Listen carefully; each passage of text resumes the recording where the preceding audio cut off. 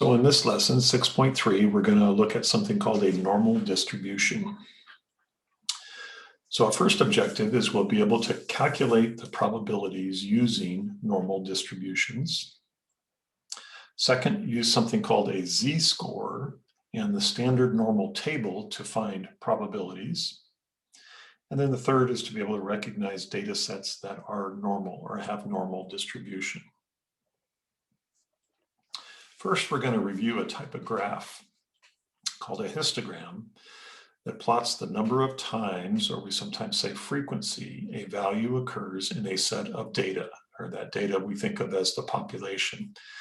So that frequency, or the number of times, is on the y-axis, and the range of values is on the x-axis. So let's look at some examples. Here's some data of chest size for military uniforms, and they measured a whole bunch of soldiers.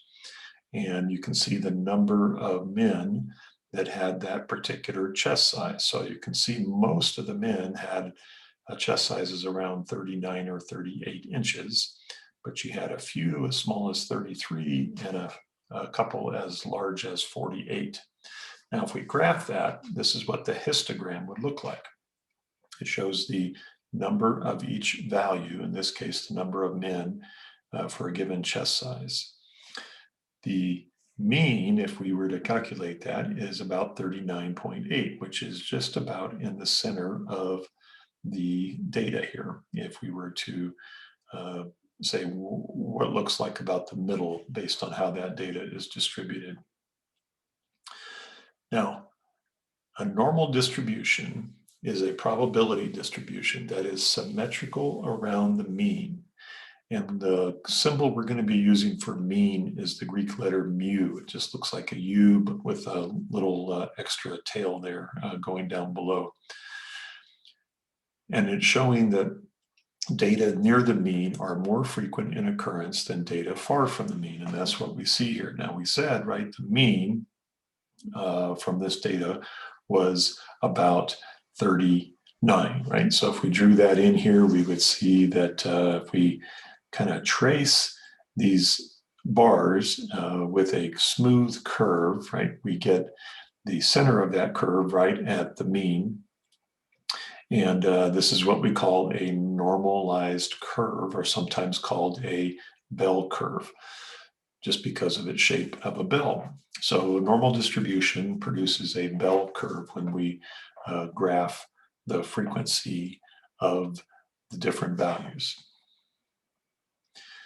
Now, normal distribution has these properties. First off, the total area under the normal curve is equal to 1, a whole number 1, or you think of it as 100%. Now, 68% of the area, or the population, in other words, 68% of all the values, or the men, if we go back to our data, lies within 1 standard deviation of the mean. Okay, so we have our mean here, right? But 1 standard deviation above, 1 standard deviation below would produce that shaded area, and that shaded area is 68% of the total area, or 68% of the population. 95% of the area or population lies within 2 standard deviations of the mean. So if we go out another standard deviation on that side, each side, that full area now would be 95%.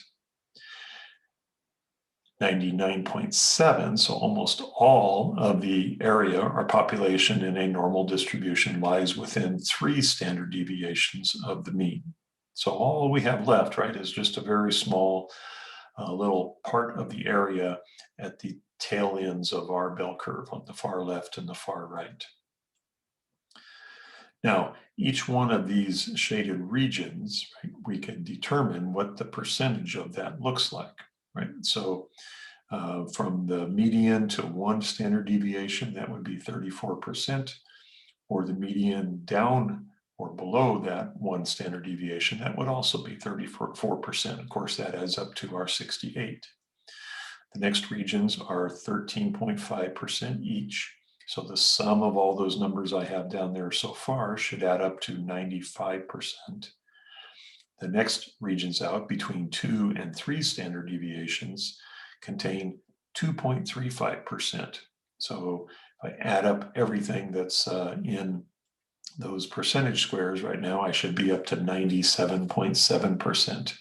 And then these little tails at the end have a very small percentage of the overall area or population, 0.15%. So the sum of all of those percentages adds up to 100% or 1. Now, let's look at an example of how we would actually use this normal distribution. And we're going to find something called the normal probability. So an X value is randomly selected from the population, so from all the data values. We want to find the probability that the X value will be between the mean and 2 standard deviations below. Okay, so those 2 standard deviations below we're going to show as the mean mu minus 2 sigma, 2 standard deviations. So here's a way we could write that mathematically. P stands for probability, and you can say we're looking for the probability that X falls between those 2 values, greater than the median or the mean minus 2 standard deviations, but less than the mean itself. So what portion of the area would that be on our bell curve or normal curve? Well, it would be this region, right? From the mean in the center to 2 standard deviations below that. So this area at 34%, and the next area at 13.5%. Now, notice to do these problems, we need to know what the percentages are in each of these sections, right? Each one is another standard deviation away. If you look in the Google Classroom at the assignment, you'll see I have a PDF document that has this bell curve with these standard percentages on it that you can refer to. So if we add those together, right, 0.135 and 0.34 in decimal form, we get 0.475. Now, how do we interpret that? What that tells us is that there is a 47.5% probability that you will randomly select a value between the mean and 2 standard deviations below the mean. So notice, we don't actually know what the mean or standard deviation is. We don't need to. Normal distribution will always follow these percentages. All right, let's try another one, but this time with some numbers in it. It says the scores for Sonoma County Sheriff's test are normally distributed with a mean of 55 and a standard deviation of 12. The test scores range from 0 to 100. About what percentage of the people taking the test have a score between 43 and 67? So let's take that piece on first. So here's the way we would write that mathematically, right? We're looking for the probability that the X value will be greater than 43 and less than 67. Now notice on my bell curve down here, I've replaced the mu with the mean of 55, and each standard deviation is 12. So these sections, I would just add 12 each time. So 55 plus 12 gives me 67. Another 12 gives me 79. Add 12 again, we get 91. Okay, so these are 1 and 2 and 3 standard deviations above. And also 43 would be 1 standard deviation below. 31 would be 2 standard deviations below, etc. Okay, so we've replaced kind of the symbolic labels that we had here with some actual numbers. So we want to figure out what is the percentage between 43 and 67, right? So that's this middle section again. We have 34% on each side. So we'd simply add those together and get 0.68. So what does that mean? About 68% of the applications have a test score between 43 and 67. Now, the second part, it says only applicants with a score of 67 or greater are hired. About what percent of the applicants are hired? So this is the probability we're finding, right? That X is greater than 67. So that would be this region here, right? From 67 all the way up, all values greater than 67. So that's going to include these three regions. And we know from before, right, what those percentages are. So if we add those up, 0.135, 0.0235, notice I'm converting these to decimal form, and then 0.15, that adds up to 0.16, or about 16%. So 16% of applicants have a test score greater than 67. So out of all the people that took the test, only 16 could be hired. All right. We're now going to look at something called the standard normal distribution. And that is a normal distribution where we say the mean is 0 and the standard deviation is 1. Now, why would we do that? Well, just follow along here. From that, we can calculate something called the z-score. And this is the number of standard deviations that a particular x value lies either above or below the mean. So our mean is, we're going to describe as 0. One standard deviation would give us a z-value of 1, 2 standard deviations above 2, and so on. If we go to the left, the z-value becomes negative. It's 1 standard deviation below the mean, then -2, then -3. Now, we can actually have use a formula here to calculate this z-score for any value of x, okay? So let's look at an example here. Oops. Actually, before we do that, we're going to see, so what do I use this z-value for actually? We can use the standard normal table below to find the probability that z is less than or equal to a given value.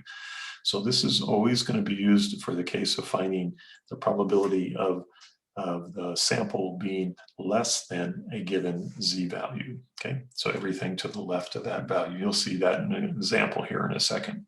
So the probability that if we want to find the probability that a sample x value will be less than 34 if the mean is 48 and the standard deviation is 6.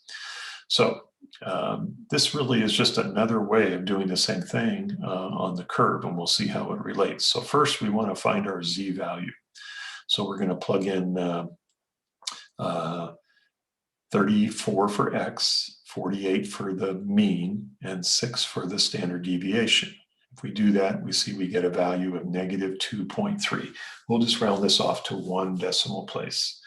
So we're going to find where is -2.3 on the table. Now, the way this table is constructed, we have the whole number in the first column and the decimal values in the top row.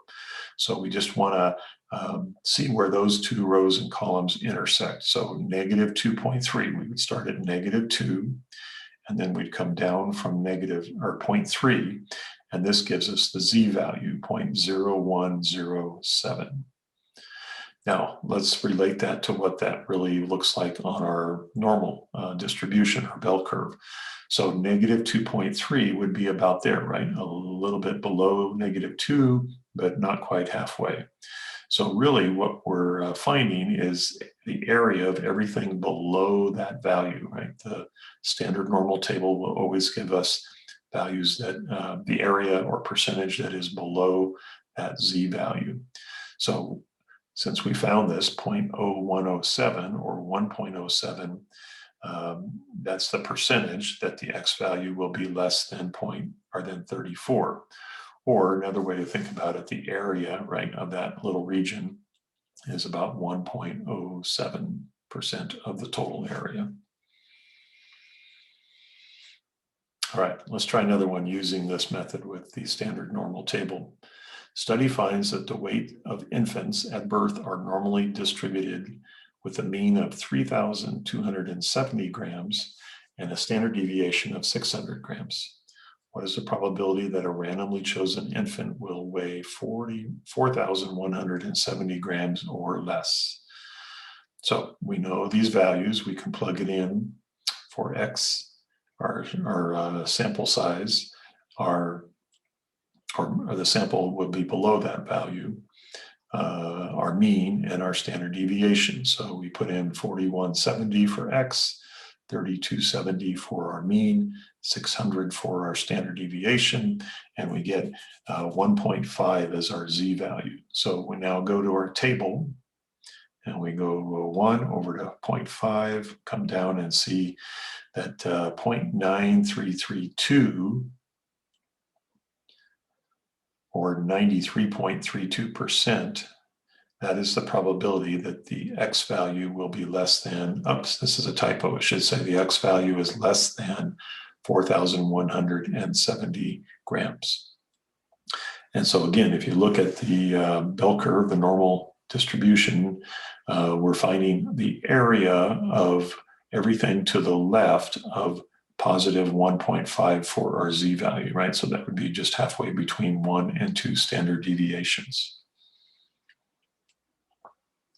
All right, last piece here is just conceptual. How do we recognize normal distributions? Well, looking at their histogram graphs, we can easily see, right? The types of normal distributions we've been working with so far are on the left. We have a nice symmetrical shape to the bars. And in this case, the mean and the median will be the same if it's truly a normal distribution. But we can have data that is skewed to the left or to the right. So when we say skewed left, we mean that the mean will be to the left of the median. Right? The average is going to be less than the number that's in the middle of the range. This is not a normal distribution. Or we could have the case where the data is skewed to the right, meaning we have more, the mean is going to be greater than the median, and this also would not be a normal distribution. Okay, so you can tell just by looking at the histogram of the data as to whether or not you have a normal distribution. All right, so that's it. We've learned how to calculate probabilities using normal distributions, using the bell curve graph, and what the percentages are for each additional standard deviation that we move away from the mean. We know how to calculate a z-score and then use the standard normal table to find probabilities. Two ways really of doing the same thing. And the last is we know what to look for when we recognizing that data sets are normal. All right, that's it. Take a look at the assignment.